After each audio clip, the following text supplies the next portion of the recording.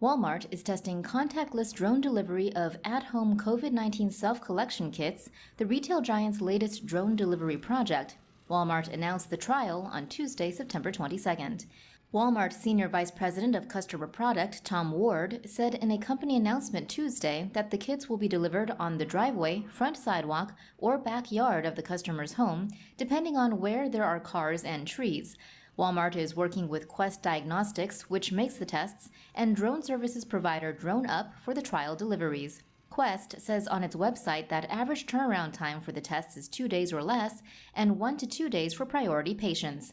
The customer performs a self-administered test by swabbing their nose with an included swab and sending the sample back to Quest using an included prepaid shipping label. The trial started at a Walmart Supercenter in North Las Vegas on Tuesday. It will expand to a Walmart Supercenter in Cheektowaga, New York, early next month.